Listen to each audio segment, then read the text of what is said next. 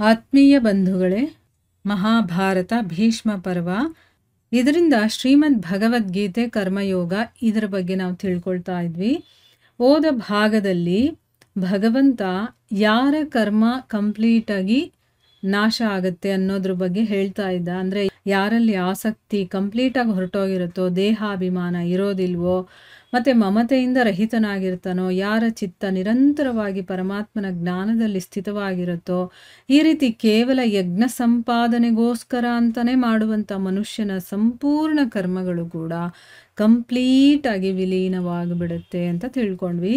ಈಗ ಮುಂದುವರೆದು ಹೇಳ್ತಾನೆ, ಯಾವ ಯಜ್ಞದಲ್ಲಿ ಅರ್ಪಣೆ ಮತ್ತು ಸ್ರುವ ಎಲ್ಲವೂ ಕೂಡ ಬ್ರಹ್ಮವೇ ಆಗಿರುತ್ತೋ, ಅಂದರೆ ಇವಾಗ ಯಜ್ಞದ ಬಗ್ಗೆ ಮಾತಾಡ್ತಾ ಇದ್ದಾರಲ್ವಾ, ಯಾವ ಯಜ್ಞದಲ್ಲಿ ನಾವು ಏನಾದರೂ ಒಂದು ಅರ್ಪಣೆ ಮಾಡ್ತೀವಲ್ವ, ಅದು ಸ್ಪೃಹ ಎಲ್ಲವೂ ಕೂಡ ಬ್ರಹ್ಮನೇ ಆಗಿರುತ್ತೋ, ಮತ್ತು ಆ ಹವನ ಮಾಡೋದಕ್ಕೆ ಯೋಗ್ಯವಾಗಿರುವಂತಹ ವಸ್ತುಗಳು, ದ್ರವ್ಯಗಳು ಅಂತ ಹೇಳ್ತೀವಿ, ಅದನ್ನು ಯೂಸ್ ಮಾಡ್ತೀವಲ್ವ, ಅದು ಕೂಡ ಬ್ರಹ್ಮನೇ ಆಗಿರುತ್ತೋ. ಅಂದರೆ ಈಗ ಕರ್ತಾರ, ಆ ಒಂದು ಯಜ್ಞವನ್ನು ಮಾಡುವಂಥವನು ಅವನು ಕೂಡ ಬ್ರಹ್ಮನೇ ಆಗಿರ್ತಾನೋ, ಮತ್ತು ಅವನು ಮೂಲಕ ನಡೆಯುವಂಥ ಆ ಒಂದು ಹೋಮದ ಅಗ್ನಿ ಇರುತ್ತಲ್ಲ, ಅದು ಕೂಡ ಬ್ರಹ್ಮರೂಪನೇ ಆಗಿರುತ್ತೋ. ಆಹುತಿ ಕೊಡುವಂತಹ ಎಲ್ಲ ರೂಪಕ್ರಿಯೆಯು ಕೂಡ ಬ್ರಹ್ಮನೇ. ಅಂದರೆ ಇಲ್ಲಿ ಒಂದು ಯಜ್ಞವನ್ನು ನಾವು ಮನಸ್ಸಲ್ಲಿ ಇಟ್ಕೊಂಡಾಗ ಅದಕ್ಕೆ ಬೇಕಾಗಿರುವಂತಹ ಎಲ್ಲ ವಸ್ತುಗಳು ಮತ್ತು ಅದನ್ನು ಮಾಡುವಂಥವನು, ಮಾಡಿಸುವಂಥವನು ಎಲ್ಲವೂ ಕೂಡ ಬ್ರಹ್ಮನೇ ಅಂತ ಹೇಳ್ತಾ ಇರೋದು.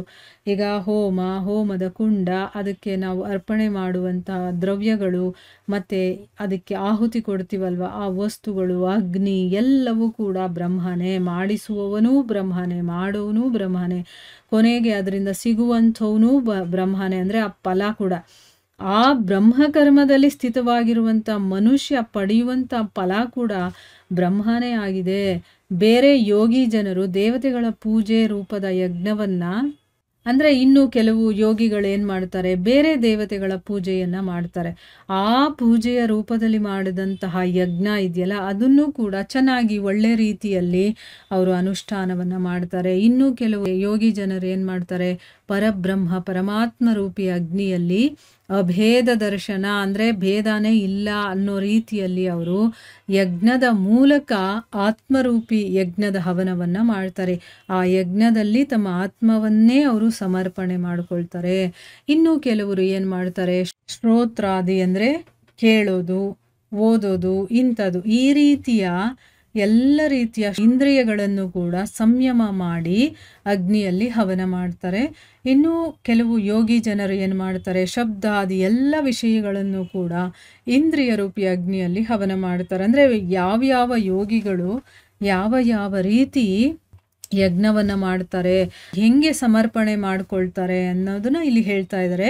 ಇನ್ನು ಒಂದಷ್ಟು ಯೋಗಿ ಜನರು ಇಂದ್ರಿಯಗಳ ಸಂಪೂರ್ಣ ಕ್ರಿಯೆಗಳನ್ನು, ತಾವು ಏನೇನು ಕೆಲಸಗಳನ್ನು ಮಾಡ್ತಾರೋ, ಮತ್ತು ಪ್ರಾಣಗಳ ಸಮಸ್ತ ಕ್ರಿಯೆಗಳನ್ನು ಕೂಡ, ಈಗ ಪ್ರಾಣಾಯಾಮದಲ್ಲಿ ಪ್ರಾಣದ ಕ್ರಿಯೆಗಳಿರುತ್ತಲ್ಲ, ಅದು ಎಲ್ಲವನ್ನು ಕೂಡ ಜ್ಞಾನದಿಂದ ಪ್ರಕಾಶಗೊಳಿಸಿ ಜ್ಞಾನವನ್ನು ತಿಳ್ಕೊಳ್ತಾ ಅವ್ರಿಗೆ ಗೊತ್ತಾಗುತ್ತೆ.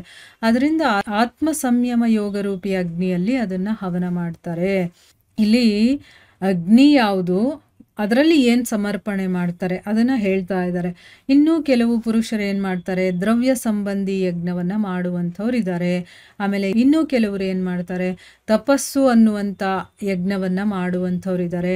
ಬೇಕಾದಷ್ಟು ಜನ ಅಹಿಂಸಾದಿ ತೀಕ್ಷ್ಣ ವ್ರತಗಳ ಜೊತೆ ಸ್ವಾಧ್ಯಾಯ ರೂಪಿ ಜ್ಞಾನಯಜ್ಞ ಮಾಡುವಂಥವರು ಇದ್ದಾರೆ. ಇನ್ನು ಬೇಕಾದಷ್ಟು ಯೋಗಿ ಜನರು ಅಪಾನವಾಯುವಿನಲ್ಲಿ ಪ್ರಾಣವಾಯುವನ್ನು ಹವನ ಮಾಡ್ತಾರೆ. ಮತ್ತು ಇನ್ನು ಕೆಲವು ಯೋಗಿ ಜನರು ಪ್ರಾಣವಾಯುವಿನಲ್ಲಿ ಅಪಾನವಾಯುವನ್ನು ಹವನ ಮಾಡ್ತಾರೆ.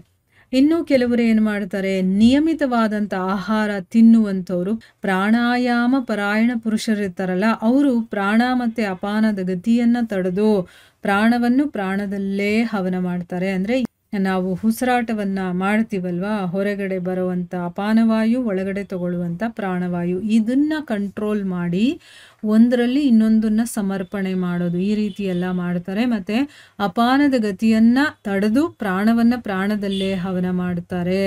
ಈ ಎಲ್ಲ ಸಾಧಕರು ಕೂಡ ಯಜ್ಞಗಳ ಮೂಲಕ ಪಾಪವನ್ನು ನಾಶ ಮಾಡುವಂಥವ್ರು, ಮತ್ತು ಯಜ್ಞವನ್ನು ತಿಳ್ಕೊಂಡಿರುವಂಥವ್ರು.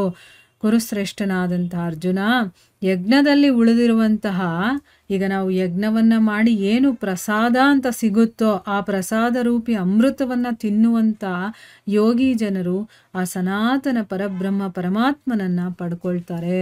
ಮತ್ತು ಯಜ್ಞವನ್ನು ಮಾಡದೇ ಇರುವಂಥ ಮನುಷ್ಯನಿಗೆ ಈ ಮನುಷ್ಯ ಲೋಕ ಕೂಡ ಸುಖದಾಯಕವಾಗಿರೋದಿಲ್ಲ ಅಂತಂದಮೇಲೆ, ಅಂದರೆ ಈ ಲೋಕದಲ್ಲೇ ಸುಖ ಸಿಗೋದಿಲ್ಲ ಅವರಿಗೆ ಅಂತಂದಮೇಲೆ ಪರಲೋಕ ಹೇಗೆ ತಾನೇ ಅವರಿಗೆ ಸುಖವಾಗಿರೋದಕ್ಕೆ ಸಾಧ್ಯ?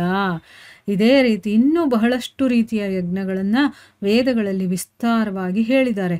ಅದೆಲ್ಲವನ್ನ ಕೂಡ ನೀನು ಮನ, ಇಂದ್ರಿಯ ಮತ್ತು ಶರೀರದ ಕ್ರಿಯೆಗಳ ಮೂಲಕ ಆಗುತ್ತೆ ಅಂತಲೇ ತಿಳ್ಕೊ. ಈ ಕ್ರಿಯೆಗಳು ಏನಿದೆಯೋ ಎಲ್ಲವೂ ಇಲ್ಲ ಮನಸ್ಸಿನಿಂದ ಆಗುತ್ತೆ, ಇಲ್ಲ ಶರೀರದಿಂದ ಆಗುತ್ತೆ, ಇಲ್ಲಾಂದರೆ ಇಂದ್ರಿಯಗಳ ಕ್ರಿಯೆಗಳಿಂದ ಆಗುವಂಥದ್ದು ಅಂತ ತಿಳ್ಕೊ. ಈ ರೀತಿ ತತ್ವದಿಂದ ತಿಳ್ಕೊಂಡು ಅವುಗಳ ಅನುಷ್ಠಾನದ ಮೂಲಕ ನೀನು ಕರ್ಮ ಬಂಧನದಿಂದ ಸರ್ವಥಾ ಮುಕ್ತನಾಗ್ತೀಯ. ಅಂದರೆ ಈ ವಿಚಾರಗಳನ್ನು ತತ್ವತಃ ಯಾವಾಗ ತಿಳ್ಕೊಳ್ತೀವೋ, ಬರೀ ಮೇಲ್ಮೇಲೆ ಏನೋ ನಾನಿವತ್ತು ಭಗವದ್ಗೀತೆ ಕೇಳಬೇಕು ಅಥವಾ ಭಾಗವತ ಮಹಾಭಾರತ ಕೇಳಿದೆ, ಆಯ್ತಪ್ಪ ನಂದು ಡ್ಯೂಟಿ ಅನ್ನೋ ರೀತಿ ಕೇಳೋದಲ್ಲ. ಅದಕ್ಕೆ ನಾವು ಸಮರ್ಪಿತರಾಗಿರಬೇಕು. ಈ ವಿಷಯವನ್ನು ನಾನು ಡೀಪಾಗಿ ಅರ್ಥ ಮಾಡ್ಕೋಬೇಕು, ಇದರ ತತ್ವಗಳನ್ನು ನಾನು ತಿಳ್ಕೋಬೇಕು. ಆ ರೀತಿ ಯಾರು ಒಂದು ಕ್ಯೂರಿಯಾಸಿಟಿಯಿಂದ ತಿಳ್ಕೋಬೇಕು ಅನ್ನೋ ಒಂದು ಆಸಕ್ತಿಯಿಂದ ನಾವು ತಿಳ್ಕೊಳ್ಳೋದಕ್ಕೆ ಪ್ರಯತ್ನ ಮಾಡ್ತೀವೋ ಆಗ ಮಾತ್ರ ನಾವು ಕರ್ಮಬಂಧನದಿಂದ ಬಿಡುಗಡೆಯಾಗೋದಕ್ಕೆ ಸಾಧ್ಯ. ಅದನ್ನು ಇಲ್ಲಿ ಕೃಷ್ಣ ಹೇಳ್ತಾ ಇದ್ದಾನೆ. ನಾವು ಎಷ್ಟರ ಮಟ್ಟಿಗೆ ಅದನ್ನು ಅರ್ಥ ಮಾಡಿಕೊಂಡು ನಾವು ತಿಳ್ಕೊಳ್ಳೋ ಪ್ರಯತ್ನ ಮಾಡ್ತೀವೋ ಅದು ನಮಗೆ ಬಿಟ್ಟಿರುವಂಥದ್ದು. ಆಯಿತಾ? ಇಲ್ಲಿಗೆ ನಾವು ನಿಲ್ಲಿಸೋಣ. ಹರೇ ಕೃಷ್ಣ.